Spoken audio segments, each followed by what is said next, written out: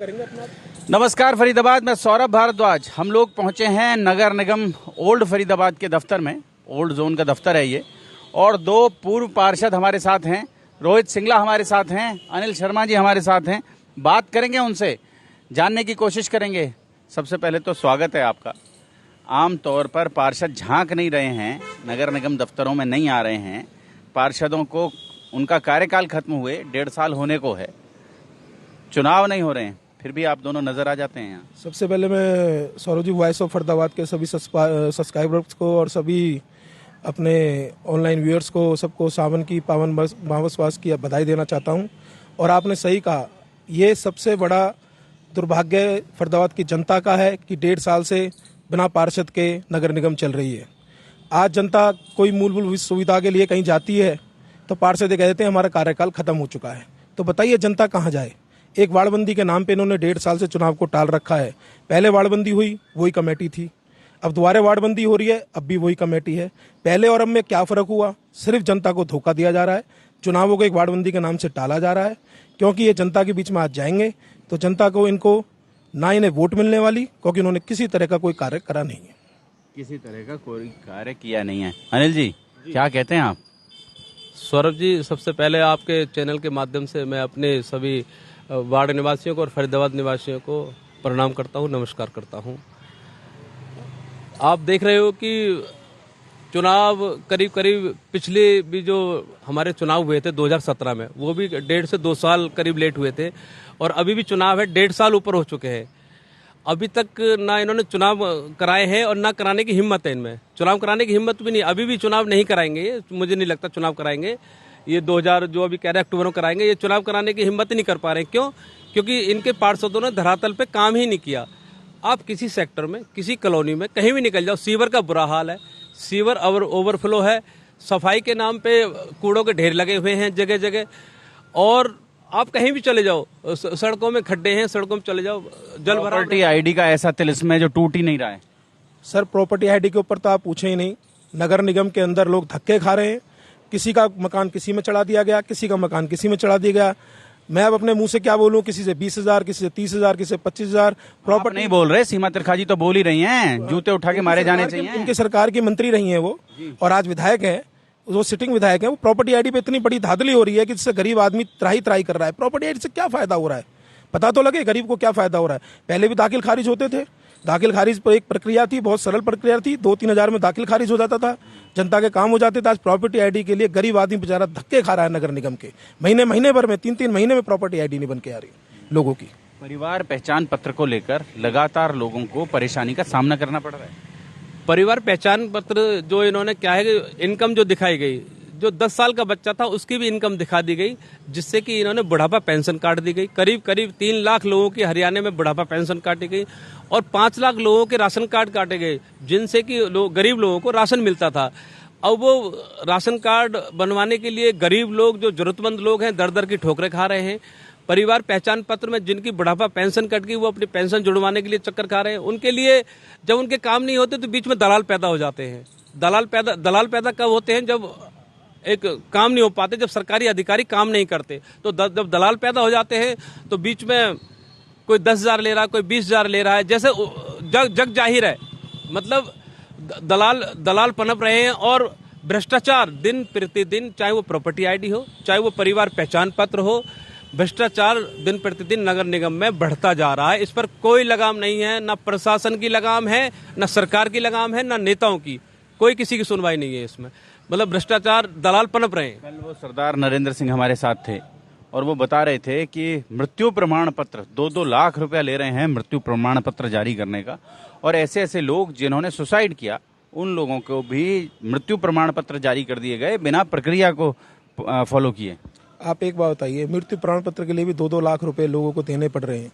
जहां मौत हो गई आदमी की, घर का परिवार का एक सदस्य चला गया, जो एक मेरे ख्याल से कुछ पैसे की रसीद कटती है, उसमें मृत्यु प्रमाण पत्र बन जाता है, उसके लिए 2-2 लाख रुपए देने पड़ रहे हैं। तो आप घोटाला देखिए ना, नगर निगम में आज 200 करोड़ का घोटाला है, वो आज 2000 करोड़ का हो जाएगा अगर सरकार ढंग से उसकी जांच करी जाए। हमारे एक विधायक, एकलौते विधायक नीरज शर्मा जी ने आवाज उठा रहे हैं, शारदा राठौड़ जी ने भी आवाज उठाई है, पर बताइए आप क्या कार्रवाई है? जितने भी पकड़े गए सब रिहा हो गए, सबको जमानतें मिल गई। 100-200 करोड़ का जो घोटाला हुआ उसमें क्या हुआ? कोई कार्रवाई नहीं किसी तरह की, किसी भी तरह की। और नगर निगम के अंदर झूठी, जहां पे कोई चीज लगी नहीं, उनके बिल पास कर दिए गए, उनकी पेमेंट हो गई ठेकेदारों को, अफसरों ने। ऐसा गदर तो कांग्रेस के टाइम में भी नहीं मचा था। हमारी कांग्रेस को तो सिर्फ ये सोशल मीडिया के थ्रू बदनाम कर दिया गया, उन्हें कांग्रेस में किसी तरह का कोई घोटाला नहीं करा गया, बल्कि लोगों की सारी जन सुविधाएं थी वो दी गई। हमारे कार्यकाल में, अनिल भैया के कार्यकाल में इतने काम करे गए, मेरे ख्याल से 20-25 करोड़ के काम तो मेरे 5 साल के कार्यकाल में मैंने अपने वार्ड 25 में करे थे। जो आज मैंने घर घर तक पानी पहुंचाने का काम किया, वहाँ लोग आज माता बहनें सुबह 4 बजे उठ के पानी भर रही हैं। 4 बजे पानी, बताओ क्या टाइमिंग है 4 बजे पानी देने का? पानी का टाइमिंग रखो आप 5 बजे का रखो, 6 बजे का रखो, 5 से 8 का रखो, 9 का रखो, जिसमें लोग भर लें। और आप ऐसी सुविधा क्यों नहीं दे सकते कि 24 घंटे हम पानी उपलब्ध करा सकें? बताइए आप। जल नल नारा है, हर जल नल, मोदी जी का, इनके प्रधानमंत्री नल जल जी, ये नारा है। और देख लीजिए आप अगर आप तो जाते रहते हैं, अभी शास्त्री कॉलोनी में भी आपके यहाँ से गए थे तो वहाँ देखा था कि घरों के बाहर नाली का, सीवर का पानी ऐसे भरा हुआ था, लोग त्राही कर रहे थे। आप अभी एक जगह और सेक्टर 16 में भी भैया ने बुलाया था, कूड़ेदान का मसला उठाया था कि आप ये देखिए करोड़ों रुपए की प्रॉपर्टी पे कूड़ा डल रहा है। तो आप इस सरकार के आप कहीं चले जाओ, तालाब पार्क देख लीजिए, फर्द पार्क देख लीजिए, शहर में 2 पार्क है, उन पार्कों का क्या हाल हुआ पड़ा है। जनता वहाँ घूम नहीं सकती, बैठ नहीं सकती, इतना बुरा हाल है। आप गलियों में चले जाके देखिए, खतरीवाड़ा का आपने सर्वे कई बार कराया सौरभ जी, और कितनी बार आपने आवाज उठाने की कोशिश करी है, पर वहाँ आज तक एक ईंट नहीं लगी है। आपके फरीद पार्क में तो खुद विधायक जी भी होकर गए। मैं विधायक जी की कह देता हूँ, ऐसे विधायक हैं कि विधायक जी कहीं गए, वो ये पूछ रहे थे कि आप मुझे जानते हैं। जिस क्षेत्र के विधायक को अपने क्षेत्र में जाके पूछना पड़ रहा है कि आप मुझे जानते हैं, तो आप विधायक जी को देख लीजिए कि कैसे विधायक है। अभी लोकसभा चुनाव की तैयारियां भी शुरू हो गई हैं साथ साथ। देखो, लोकसभा चुनाव में टाइम तो बचा ही नहीं है। ऊपर के नेता, ये वैसे बड़ी राजनीति है, हम तो छोटी राजनीति के वो हैं, पार्षद हैं। बाकी ये कि कांग्रेस ने अपनी कमर कस ली है। अभी लोकसभा के लिए सब कांग्रेसियों को बुलाया गया था, उनसे जवाब मांगा गया कि किसको लड़ाया जाए। बाकी मजबूत कैंडिडेट 2 ही नजर आते हैं कांग्रेस को, और हमको तो 2 ही नजर आते हैं भाई, महेंद्र प्रताप बाबू जी और करण दलाल जी। भाई ये दोनों मजबूत उम्मीदवार हैं। कांग्रेस किसी को टिकट देगी, हम कांग्रेसी हैं, कांग्रेस का साथ देंगे और तन मन धन से उनकी मदद करेंगे और वोट मांगेंगे, दिलवाएंगे और जितवाएंगे भी। तन मन धन से उनकी मदद करेंगे और वोट। तो अब कोई आप कहते सुनते नहीं है कि ये चुनाव नहीं करवा रहे हो, ये लोकतंत्र का गला घोट दिया गया है। कल मैं नगर निगम कार्यालय में था, वहाँ महापौर जिस बोर्ड पर लिखा हुआ था वो बोर्ड भी गल गया है। आप ये समझ लो, ये हमारे कहने सुनने से क्या, ये मतलब खुद ही इन्होंने वार्डबंदी पहले खुद ही की, ये करने वाले यही थे। अगर सही करी तो दोबारा क्यों करनी पड़ रही है इनको? अगर गलत की तो क्यों करी इन्होंने? रिकवरी नहीं कर रहे हैं उससे पैसा, जिसने इनको सर्वे करके दिया था, जिस एजेंसी ने, उसको तो पैसा रिकवर कर ही नहीं रहे हैं। जनगणना के आधार पर पहले इन्होंने वो अपने वार्डबंदी की और जनगणना का बाकायदा टेंडर छोड़ा गया, करोड़ों रुपए का घोटाला हुआ उसमें जिसने मतलब इस टेंडर को जिसने लिया, जिसने जनगणना की, उन्होंने घर घर जाके जनगणना नहीं की, गलत जनगणना पेश की और गलत वार्डबंदी हुई, जिससे कि अब इन्होंने दोबारा से परिवार पहचान पत्र को आधार बना के कर रहे हैं, लेकिन उसकी कोई संवैधानिक मान्यता तो नहीं है। नोटिस भी भेज दिया गया है इनको। शहर के जो स्वयंसेवी संगठन हैं उन्होंने नोटिस भेज दिया है इनको कि आप परिवार पहचान पत्र को आधार बनाकर कैसे वार्डबंदी कर सकते हैं। परिवार पहचान पत्र तो 100% लोगों के बने ही नहीं है, उसको कैसे आधार मान लेंगे? परिवार पहचान पत्र उन्होंने बनवाए जिनको सरकारी सुविधाएं चाहिए थी। जैसे मेरे को बुढ़ापा पेंशन आती है तो उन्होंने बनवाए, क्योंकि हाँ, जिन्होंने राशन कार्ड, जिन्होंने राशन लेना है डिपो से, उनके लिए अनिवार्य हो गया कि उन्हें राशन नहीं मिलेगा, और जिनको बुढ़ापा पेंशन मिलती है उनको बुढ़ापा पेंशन कट गई। इसलिए उन गरीब लोगों ने, जरूरतमंद और मजदूर लोगों ने परिवार पहचान पत्र बनाए। नहीं तो अधिकतर आप देखोगे कि सेक्टरों में मैं कहता हूँ कि 60% परिवार पहचान पत्र नहीं बने होंगे। तो उस परिवार पहचान पत्र को आधार मानकर कैसे बाड़बंदी कर सकते हैं? सही है, हम कैसे कह सकते हैं सही बाड़बंदी होगी? है नहीं कराने का एक नया तरीका है, चुनाव ना कराने का एक नया तरीका है कि इस पर ऑब्जेक्शन लग जाएगा। आप बता ही रहे हैं कि नोटिस आ गया है, उस पर ऑब्जेक्शन लग जाएगा, फिर चुनाव टल जाएंगे। फरीदाबाद ने नोटिस भेज दिया है कि आप ये गलत तरीके से। हमारी सरकार कराएगी, 2024 में कांग्रेस सरकार हरियाणा बनेगी, हुड्डा साहब मुख्यमंत्री बनेंगे। हमें तो ये लगता है ये चुनाव हमारी सरकार ही कराएगी, अब आने वाली कांग्रेस सरकार। करण दलाल जी भी काफी सक्रिय हो रहे हैं इलाके में। हाँ जी, करण दलाल जी सक्रिय हैं, टिकट के दावेदार हैं एमपी की, अपनी मेहनत कर रहे हैं, लोगों के बीच जा रहे हैं, टिकट के लिए लड़ाई लड़ रहे हैं। तो हम तो ये चाहेंगे कांग्रेस एक मजबूत दावेदार को धरातल पर उतारे, जो अपनी सीट हम 10 साल से हम विपक्ष में बैठे हैं एमपी की, उसमें तो हमारा एक नेता जीत के आए और हमारी मदद करे, कांग्रेस को मजबूत करे। नेता मजबूत, नेता जीत कर आए और कांग्रेस की मदद करे, कांग्रेस के हैं तो हाँ। बहरहाल इस जो चर्चा है, चर्चा का लबोलुबाव ये है कि नगर निगम चुनाव न होने की वजह से बहुत सारे लोगों को असुविधाओं का सामना करना पड़ रहा है।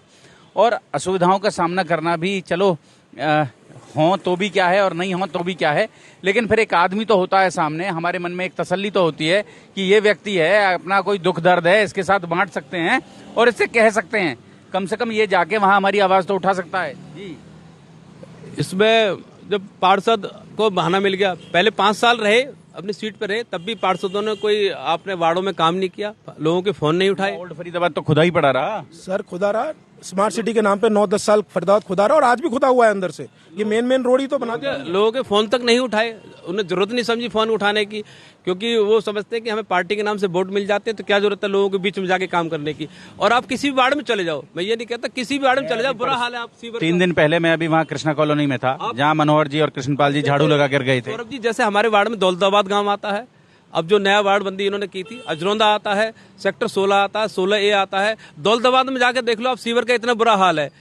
मतलब लोग त्राही त्राही कर रहे हैं, पीने का पानी उनका गंदा आ रहा है सीवर का मिक्स होकर। अजरौंदे में देख लो आप, अजरौंदे में सारा पूरा सीवर का पानी गलियों में बह रहा है, गलियों से लोग निकल नहीं सकते, बच्चे पढ़ने वाले स्कूल नहीं जा सकते, महामारी बीमारी फैलने का डर रहता है। अजरौंदा गांव में पूरी सीवर ओवरफ्लो कर रही है। सेक्टर 16 में हर जितनी भी पॉकेटें हैं सब में सीवर की समस्या है।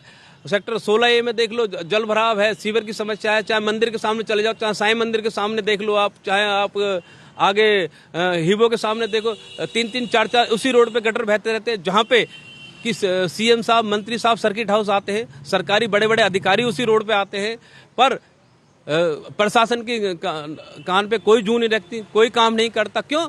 जब हमारे नेता ही मतलब उसको पेन नहीं ले रहे, नेता ही हमारे आगे बढ़ के उस काम को करना नहीं चाह रहे, क्योंकि नियत और नीति दोनों चाहिए। इनके पार्षदों के पास ना नीति है ना नियत है, दोनों में से कुछ भी नहीं है। ना नीति है ना नियत है। गरीब आदमी का जो जरिया है ना, गरीब आदमी की पहुंच एक पार्षद तक ही होती है, कि वो आम जनता का एक सबसे छोटा प्रतिनिधि है। सुबह जाके उसको घर में पकड़ लेता है कि भैया आ गया, सिंगला जी मैं आ गया हूँ गरीब आदमी और अब मेरा ये काम करवा दो। गरीब आदमी की पहुंच नहीं है, तो बेचारे पार्षद 1.5 साल से नहीं है, तो गरीब जनता किस पे जाए, किसको कहे? क्योंकि वो करंट पार्षदों पे जाते हैं, वो कहते हैं कि हमारा कार्यकाल खत्म हो चुका, हमारा कार्यकाल खत्म। सरकार तो तुम्हारी है, डबल इंजन सरकार जो आप कहते हैं, यहाँ तो ट्रिपल इंजन सरकार थी, जब भी आप लोगों का काम नहीं कर पाए। बाड़बंदी कर रहे हैं, अभी भी बाड़बंदी जो कर रहे हैं, जो सरकार बाड़बंदी करा रही है, लोगों को धोखा दे रही है। सिर्फ ये अपने एमपी के चुनाव आने, इसलिए अपने कार्यकर्ताओं को एक बुश करने के लिए वार्डबंदी करनी, जिससे कार्यकर्ता इनके खर्चा करें, बोर्ड लगाएं, और मतलब इलेक्शन कुछ नहीं कराने इन्हें, इलेक्शन के नाम पे कुछ नहीं है। वार्डबंदी ये जो हुई है, इस वार्डबंदी में अधिकारियों ने सुनी नहीं तो तबादले करा दिए गए, उनके तुरंत प्रभाव से तबादले करा दिए गए। बिल्कुल, क्योंकि हर इंटरफेयर चाहते हैं, मतलब उसको जो वार्डबंदी हो रही है उसको सही तरीके से होने ही नहीं देंगे, क्योंकि हर व्यक्ति चाहता है जी मैंने इस वार्ड में काम नहीं किया, इसको काट दो हिस्से को। जो पार्षद है वो चाहता है कि मैंने इसको जोड़ दो नए वार्ड को, क्योंकि उन्हें पता है जो पार्षद पहले जिस वार्ड में रहे उन्होंने काम तो किया नहीं है, और जब वोट मांगने जाएंगे तो लोग उनसे सवाल करेंगे तो लोग उन पे कोई जवाब नहीं होगा, इसलिए कह रहे हैं इस हिस्से को काट दो, हम वोट मांगने जा ही नहीं सकते। अपने बड़े आकाओं, बड़े नेताओं के पास जा रहे हैं, और वार्डबंदी के नाम पे ये म्यूजिकल चेयर सी हो रही है कि इधर पास कर दो, इधर पास कर दो, इधर इस एरिया को जोड़ दो, इसको। सर जी, पहले परिसीमन 10 साल बाद होता था वार्डों के, जो पहले वार्ड 25 थे, फिर वार्ड 35 हुए, फिर अब 45 की करने की आ रही है, अब 46 आ रही है। पहले हर 10 साल बाद परिसीमन होता था। ये गवर्नमेंट जो आई है बीजेपी की, हर 5 साल बाद परिसीमन कर रही है। पहले हमारे चुनाव 1.5 साल लेट कराए, अब फिर 1.5 साल लेट हो चुके हैं। मतलब भैया ये बात सही कह रहे हैं कि पार्षद पहले हमारा जो वार्ड 25 था, इसके अंदर खत्रीवाड़ा, ठाकुरवाड़ा, भीम बस्ती, वाल्मीकि बस्ती, सैयदवाड़ा सब थे। इन्होंने अब जो पहले पार्टबंदी उसमें काट दिए गए थे, ये ठाकुरवाड़ा, खत्रीवाड़ा, वाल्मीकि बस्ती, भीम बस्ती, क्योंकि वहाँ पार्षद जाते तो उन्हें लोगों की मतलब। मैं ठाकुरवाड़े में था, वो तो सज्जन ने कह दिया था मैं जूता मारूंगा अगर वोट लेने आएंगे तो वो काट दिए गए थे। अब दोबारा सुनने मारा, वो जोड़ दिए गए हैं। तो अभी क्लियर कुछ नहीं है, ये वार्ड बनेंगे नहीं बनेंगे, चुनाव होंगे नहीं होंगे, ये गरीब जनता यूं ही तराई करके चिल्लाती रहेगी। इनके चुनाव लड़ना चाहते हैं ना, वो अपनी खाल बचा रहे हैं, अपनी इच्छा अनुसार वार्डबंदी बनवा रहे हैं, क्योंकि उन्हें पता है 5 साल उन्होंने काम नहीं किया, लोगों के फोन नहीं उठाए, तो लोग अब चुनाव आएगा तो लोग भी उनके फोन नहीं उठाएंगे और लोग उनको वोट का देने का जब समय आएगा तो उन्हें सबक सिखाने का काम जनता करेगी, वार्ड की जनता करेगी। जोड़ेंगे फरीदाबाद आपको शहर की ऐसी ही और महत्वपूर्ण खबरों के साथ। बहुत बहुत धन्यवाद।